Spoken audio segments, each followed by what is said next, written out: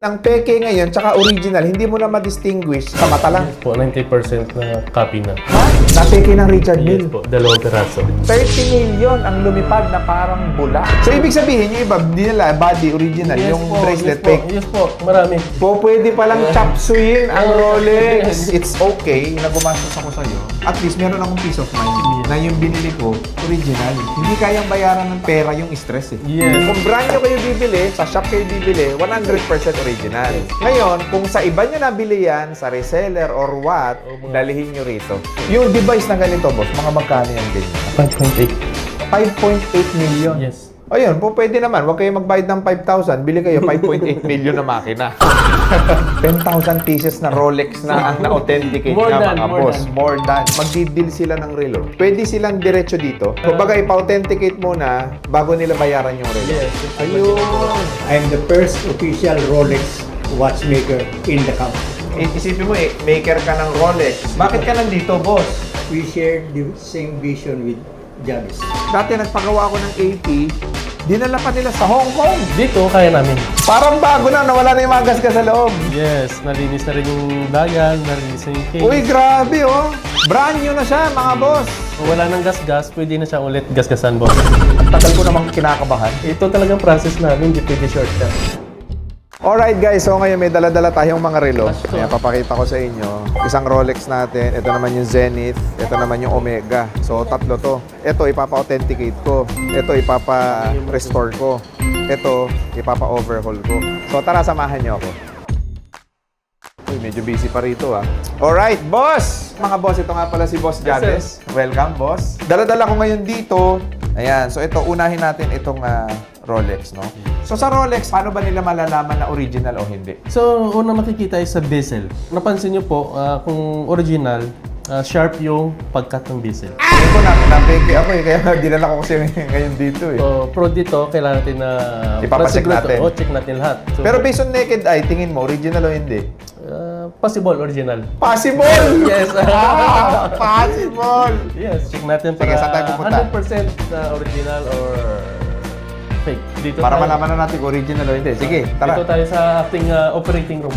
Operating room! Okay. Ayan na. Sir, boss, welcome. O ano tong makina na to? High precision microscope.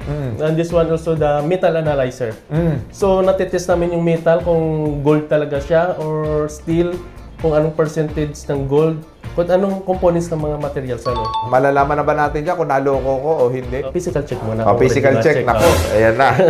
So, Okay. boss, operahan ko na to. Okay. Malalaman natin kung kasama na ako sa nabiktima ng mga Oo, peking nabiktima relo. ng iba, mga doktor na biktima. Oo. Nako! Mukhang napeke nga yata ako. Mukhang malungkot ka, sir ah. Oo nga, malungkot. Pero, sa physical check ko to, original siya. Original siya.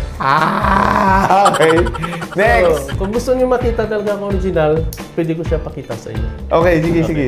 Ayan na! So, una chine-check ko yung logo. Kung logo ng Rolex, Uy, ang ganda ng machine nila, oh. Detalyadong detalyado. So, paano mo malalaman, boss, kung original or fake base doon sa crown? pag fake, ang dami ng mga stripe ng mga steel dito. So, ibig sabihin, dito sa crown, dapat yan pulido yung mga cut niya. Pulido. Ayan. Tapos yung finishing. So, nakita niyo po yung finishing. Ito talagang ano, Yes po. maayos ang finishing niya, madumi lang. Madumi lang. Teka lang, nagsiservice ba kayo dito? Yes, sir.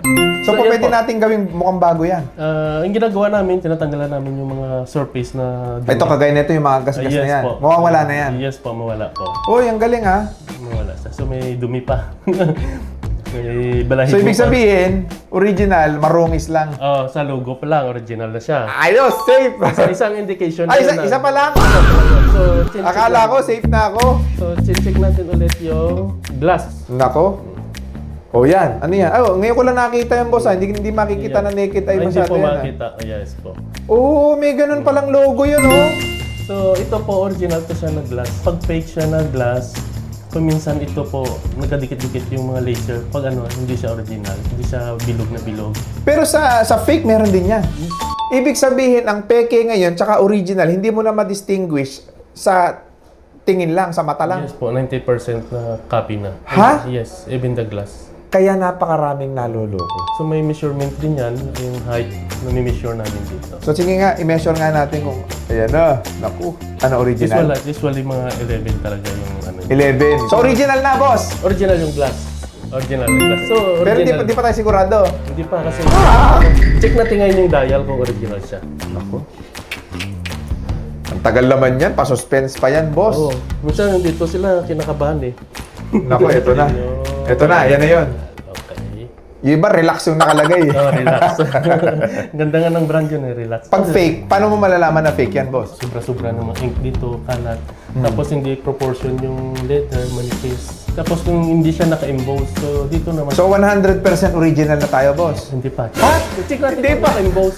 Kung naka-emboss. So naka-emboss. Oh, yeah. Yan. Okay. May iba kasi naka-print lang yung ink. So dito nakikita talaga siya na naka-stamp. Ginamitan ng stamp. So, okay na, original na. Okay, sa dial.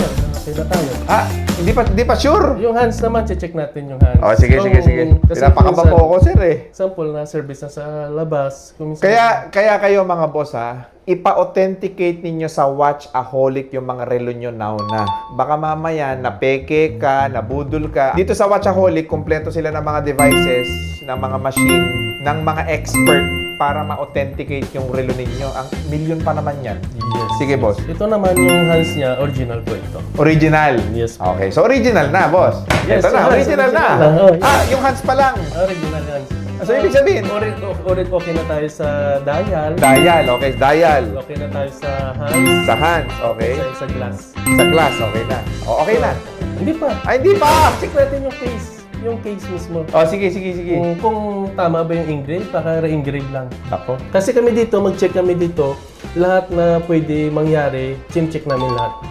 Para sigurado. Nako. Ay, check pa pala natin yung calendar niya. Ano boss? Parang Check natin. ibatingin mo sa akin ah. Oo, Ano? Check natin yung ayan. Pag fake po, wala siyang parang dash. Wala siyang Ito po na para mga glitters. Yes po.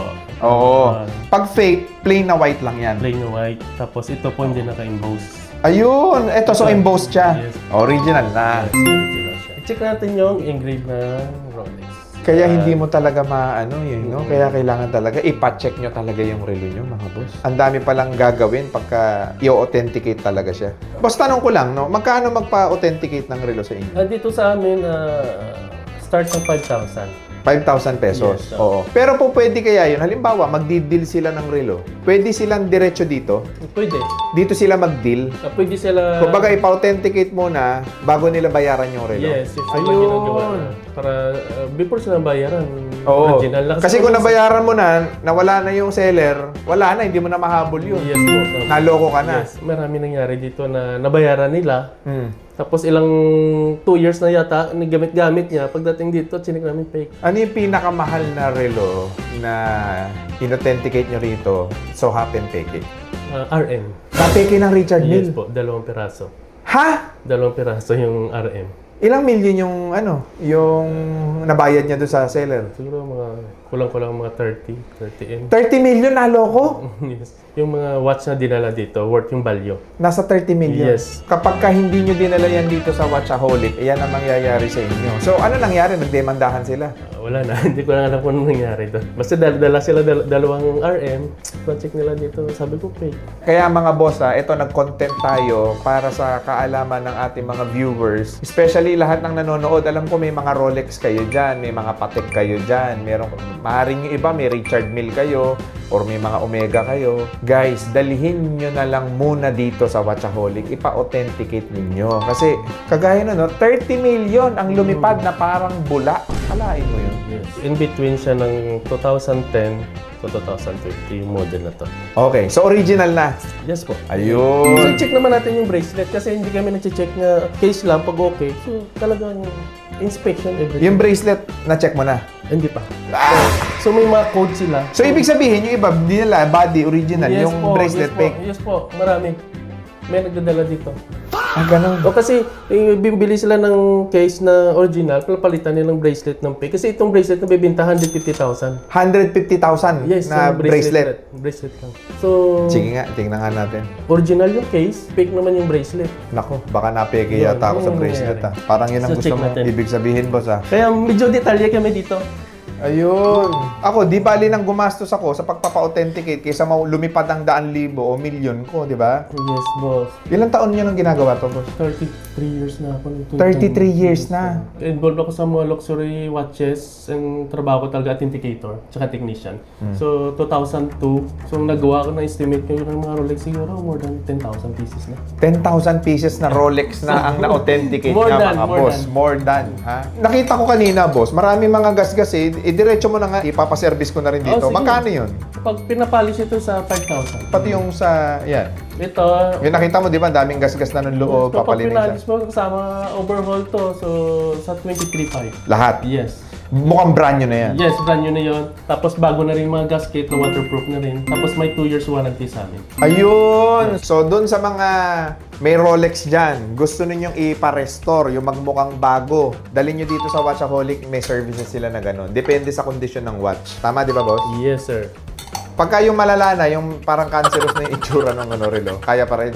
Kaya pa rin kasi may mga vintage kami ng mga watchmaker from Rolex Center, Philippines. O mamaya makikilala natin sila. Makikilala nila. Ayun, sige, So, papakilala ko sa inyo mga boss. Pag vintage sila, yung napagawa ko sila, yung master nila talaga. Okay, ito na. Yes, i-check natin yung serial number. Okay. So may mga metal code to sila si boss. Code nito ng model nito dapat mag-match sa watch. Yung model niya, meron siyang 4. So dapat 4, dapat white gold yung bezel. So, ano yung sa akin?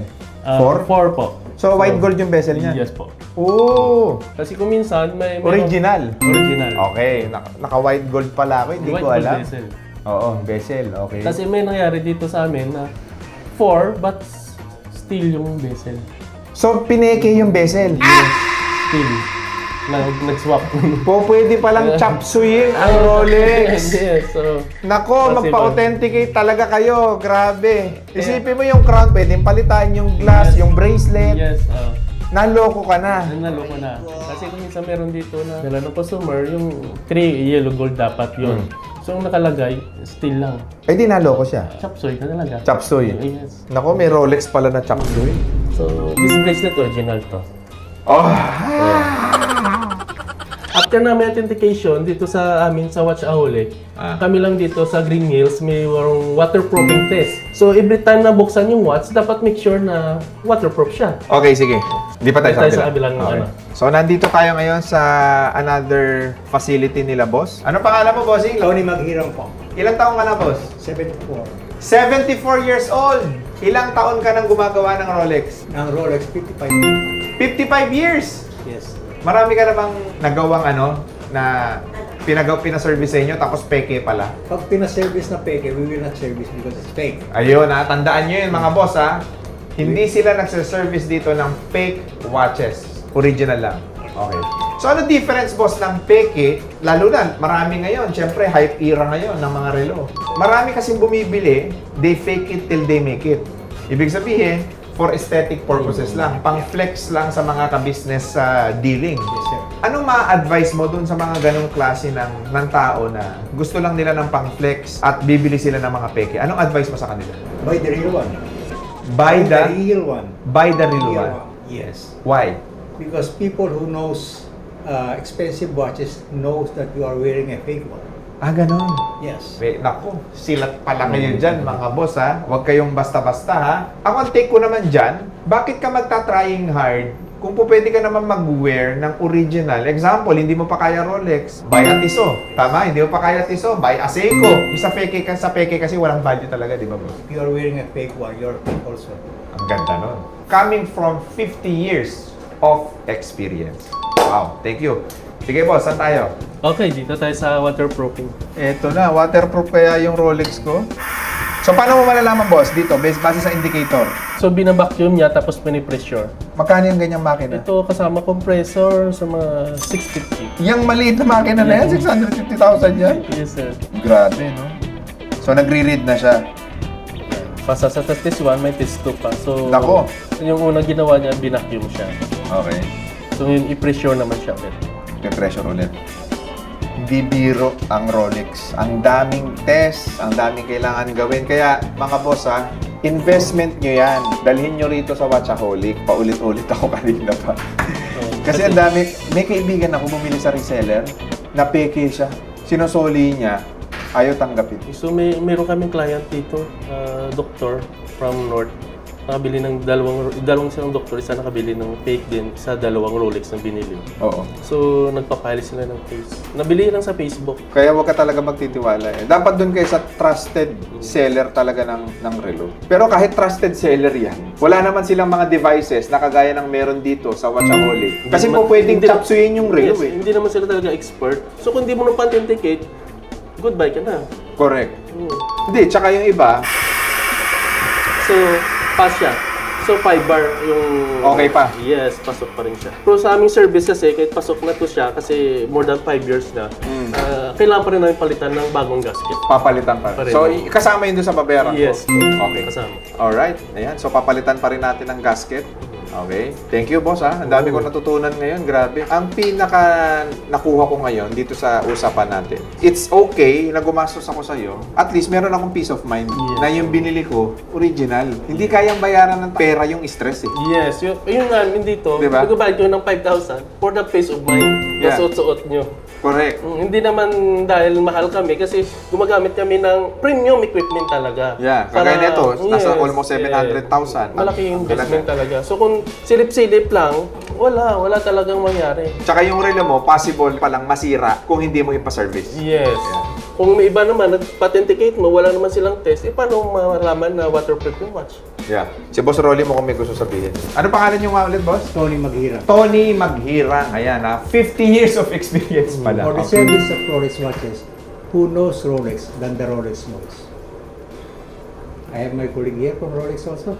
Sa Rolex ka mismo. Yes, I organized the first Rolex service center in the Philippines. Therefore, I'm the first official Rolex watchmaker in the country.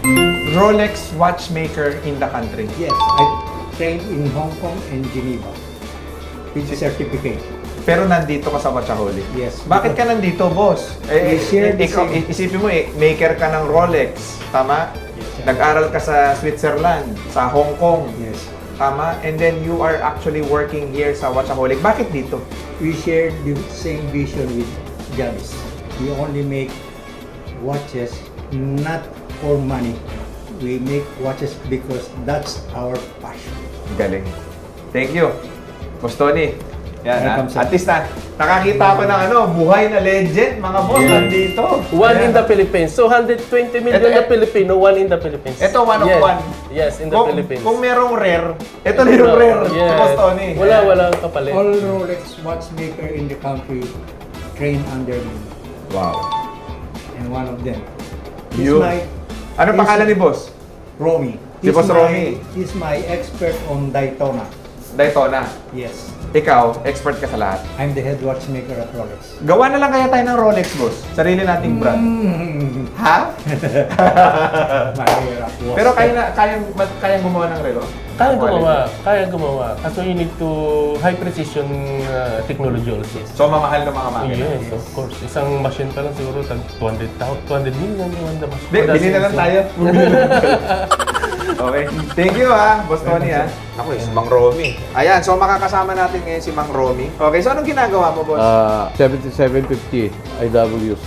IWC. Ano sira niya? Chronograph, cleaning only. Cleaning. Oh, Okay. change Ilang taon mo the nang ginagawa to, battery. boss? Re-repair, pagre-refurbish, pagre-restore ng relo. 34 years. 34 years of experience. Yeah. Gano'n nakatagal ang pinagsamahan ninyo, boss? Matagal na. Nauna siya mag-retire sa akin, din sumunod ako. Oo. Pero nakikita mo ba to as trabaho or more on passion? More passion. Dahil pag nagpahinga ka, wala ka namang gagawin, di mag-ano ka na lang sa ganito. Bakit sa Watchaholic mo na feeling magtrabaho, boss? Dito kami tinuro ni Boss Tony. Kung nasa si Boss Tony, Nandun ako. nandun si Boss Romy. Yeah. Ayun. Okay. Kaya thank you very much kay Boss. Boss namin. Oo. Ang problema namin dito, ayaw nila mag-day off. Ayaw mag-day off! Oo, kasi gusto talaga nilang gumawa ng watches dito. Ayaw nila Ito, mag-day off. tatawa-tawa. Mukhang gusto na mag-day off eh. Ilan taon ka na gumagawa ng relo, boss? 29. 29 years. Yes, sir. Grabe, no? Kumbaga, nakapagbuo ka, Boss Jabez, ng Dream Team. Yes, so... Ito yung all-star ng authentication ng relo nandito sa kanila. Boss, tanong ko lang, no? Between Patek and Rolex, so what's the big difference? Rolex does not have a third-party supplier. Everything you see in a Rolex are all Rolex, only the diamond. Okay, yung bato lang ang hindi mismong Rolex na minina gawa. ng Rolex. Okay, Yes. sige. Si Patek naman, Some parts are sourced out. In Switzerland, there are many third parties who have their own expertise. One company expert in making cases. One is making bracelet. One is making the movement. Some are making different parts of the movement. The movement is what we call layman's term makina. So, in other companies, they source out. those brands, kung ikaw ay mag-iiwan ng isang relo sa buhay mo, ano pipiliin mo? Rolex, Patek, Richard Mille, AP. Rolex. Rolex has everything in it. Even the gold of Rolex, they buy gold, but they refine the same gold. First, they refine, they have their own refinery, and then refine by themselves. Been there. I've been there. I saw them. Yun. So, dami kong natutunan. Grabe, puno na yung utak ko. Maraming salamat, Boss Tony, ha? Thank you, thank you. Thank you. Hindi pa tapos? Hindi pa. I-check natin yung makina. Check natin. Hanggang ngayon, kinakabahan pa rin ako sa'yo. Oo, magkakabahan, boss. Ah, Check sige, natin. sige. Baka napeke tayo sa laman. Oo. Ang hirap pala niyan. Hindi pala basta-basta. Kaya, mga boss, ulitin ko wala na kayong ibang pupuntahan. Tinuro ko na sa inyo kung saan magpapa-authenticate dito sa Watchaholic. So, check natin yung takip kung pareho talaga sa kanya talaga yung Ang takip, tinitignan din kung original. Kasi Kasi may- pwede mong chapsuyin. Oo, may code din kasi boss yung takip. Tingnan natin Nako. kung original yung engraving niya. So, pag ganun, okay. Sige, okay pa. So, Hindi, parang peke eh. Rolex hindi Rolex eh. Rolex Ano ibig sabihin ng SA? Switzerland. Ayun. Sos Mario, kasi akala ko iba eh. Ayan Rolex Ibig sabihin pala niya, Rolex Switzerland. Akala ko na peke na ako eh. Dapat ma-check natin yung kung naka-stamp talaga siya. So, nakikita niyo po yung dinaanan ng stamping. Original. Yes po, original. Ayun. Ang dami pa ng process, no? Yes. Bago mo malaman Hindi original. hindi kami nag-check na silip o original makina, okay na. Hindi ganun. So, ibig sabihin nyo nakikita rin sa mga video na authentication process, hindi ganon. Hindi ganun. Mamaya check natin yung movement kung pinalitan ng mga screw. Pin-check ko rin yan. Sulit, Sulit yung 5,000 nila. Yung device na ganito, boss, mga magkano yan ganyan? Na-curious lang ako. Ito, 3.8 plus siya, so mga 5.8. 5.8 million. Yes. Ayun, pwede naman. Huwag kayo magbayad ng 5,000. Bili kayo 5.8 million na makina. So, original ba, boss? So, ito yung nanap ko na material. So, yung spot na yan, sir, hindi mo nakita kasi 300 times na siya. Molybdenum.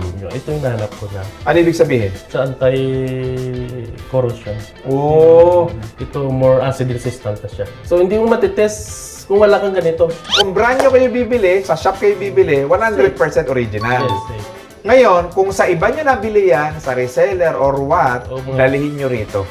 Mga second hand shop Yan. or ako. sa tao lang. Eh, yung mga nagko-content na mga ganun, kailangan dalhin pa rin dito, di ba? Ganun pa rin. Pa-check na original na ako, boss. Original yung metal mo, sir. Hindi pa lahat. Hindi pa lahat. Check Oh. natin yung makina kasi yung makina ito nabibenta ng 300,000 eh. So, pwede palitan to ng clone. Ay, tsura rin to. Ganito rin. Pero clone siya. Ang tagal ko namang kinakabahan.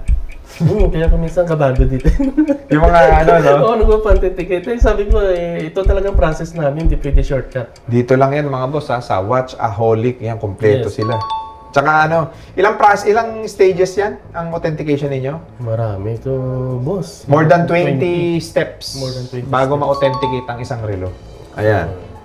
Ano na? So, chinecheck ko yung mga parts mo, boss, kung original yung mga screw, kung Oo. na-repair na ba siya. Na-repair na. Check ko. Makikita natin yan. Itong yan. Pag mga ganong sign, na-repair na siya. Na-repair na. Original naman. Original siya, Okay. pero na-repair na. So, yan. Ibig sabihin na-repair na dumaan na sa maintenance. Yes po. Okay. Na nag-open na ng watch. Okay lang, at least original. No. So, original naman lahat ng parts nito. Ano ibig sabihin ng 3136? Model ng movement po. Ako medyo kumpiyansa na ako na mukhang hindi na ako naloko. Kasi kung minsan may engrave. May counter kami dito, boss. Oh. Original lahat, tapos yung main plate engrave. Ay, ano to? Original to. Original. Original. Hindi siya engrave. Hindi siya engrave. Swiss standard, ano? Tapos matulis yung pag engrave. Ito talaga, manipis. Okay. Okay, So, safe na tayo, boss. Safe na, boss. Original yung watch mo. Yes! Woo! Ayan na. Okay.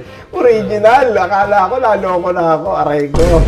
So, pag tapos namin authenticate, chine-check rin namin yung condition ng watch. So, anong condition, boss? Kung okay pa ba yung oil, pasok pa ba sa tolerance. Katulad nito po, yung watch nyo, is sufficient oil na po. So, talagang iiwan ko na sa'yo yan. Oo, dapat pa service mo to kasi standard yung oil niya dapat sa 80% eh. Ano ang mangyayari kung halimbawa hindi mo ipa-service? Magandang unstable siya, so hindi na accurate yung watch. Okay. Tapos someday, pag ginagamit nyo pa rin, tuloy-tuloy, Masisira. so napupudpud yung mga gear. Kasi wala ng oil po eh. Ayun. Hindi na dumudulas yung So, gear. mapupudpud yung mga gear, masisira yung relo ninyo, yung investment ninyo mawawala. Yes. Kaya kung minsan magugulat sila, ang daming sira pag dinala sa service center. Kasi hindi nyo pina-maintenance. Parang sasakyan. Ako ugali ko, pag bibili ako ng sasakyan na second hand, diretso ko na sa kasa, pa-change oil ko na, pa-ayos ko na, para at least meron akong peace of Peace of mind. mind, yes po. So kung gusto niyo ng peace of mind sa mga relo ninyo, lalo na investment nyo yan, dalhin nyo na rito, ipa-service na ninyo, para at least hindi masira yung mga investment ninyo. Yes po. Sige, diretso na ng operating room yan. Check ko natin. Check ko pa rin yung Ha? movement. Ayan, Kasi kung minsan, dito nakikita rin kung minsan may mga sirang gear. Kaya pasensya na po, medyo marami kaming proseso. Hindi, dapat makita ng mga kababayan natin yan. Kasi hype ngayon ng mga relo eh. Yes. Ang dami nagbebenta ngayon. Hindi mo na maintindihan eh. Kung ikaw ba, nauto ka, naloko ka, or what, watchaholic nyo dalhin yan. Sure yan, okay? Nako boss, humihinga pa. Yes. Ito parang yung sa ECG. Yes. Di ba? Ito humihinga pa yung relo ko, boss. So, yung watch nyo, sir, pasok pa naman sa tolerance. Pero kailangan lang sa i-service kasi yung insufficient oil na. And so, ang ipapagawa ko sa relo ko, cleaning, restoration, para magbukang bago ulit, Yes, tsaka- tapos service, mga Yes. magkano yun? Yan, sa mga 20 to 5. 22,500 Yes. lahat-lahat na yun. Yes po. With polish, with gasket, yun, yung pinapalitan. At Tsaka may least, spring. mape-preserve mo yung investment mo. Yes. Oo. Tapos may 2 years warranty. 2 years warranty. Ayun, so mga boss, 2 years warranty, 22,500 lang. Safe na yung investment mo. Paano yung mga Richard Mille? May maintain mo rin yun? Yes, sir. Pag basic movement, pag mga extreme naman na bring to service center na. Kasi may sa Switzerland, may mga specialized talaga sila na technician para doon. Segway lang tayo, boss. Best investment for mga gustong mag-invest ng relo? Or is it Rolex, Patek, Richard Mille, AP? Yung 4 na brand na yan. Ang maganda, Patek. Patek talaga. Yes. Mga Nautilus. Nautilus. Maganda investment. Aquanaut tsaka Nautilus. Yes, maganda Ayan. investment. Yan talaga matibay presyo niya. Yes, tumataas talaga. Okay. Mga Rolex, okay naman. Pag Rolex, pag sports watches. Like sa Mariner, Daytona. Yeah. Yung Ito kasi medyo formal ako lagi. Yes, Oh. formal lang. So, Oo. mataas lang pero hindi siya Yeah. katulad ng sports watches. Mm. Pero kung gusto mo talaga investment, sports, basta sports, pag Rolex. Rolex. Mm. Okay. Tsaka pang everyday use. Yes. Okay. Sige, boss. So, iwan muna natin yan dyan. So, ipapakita ko sa inyo kung ano yung before at after nitong Rolex natin.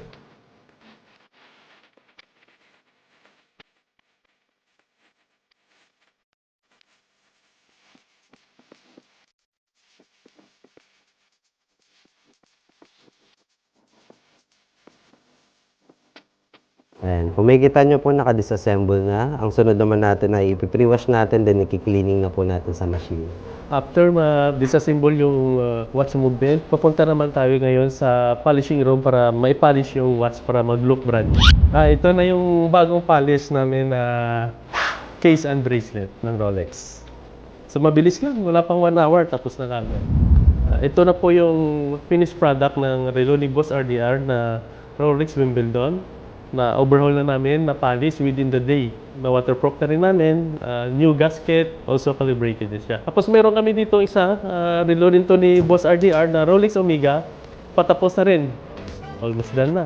So spring bar na lang kulang. Alright, so ayan, nandito na tayo ulit mga boss sa Watchaholic at titignan natin. Hi boss, welcome back. So, gawa na yung watch mo. So kanina umaga, iniwan mo na.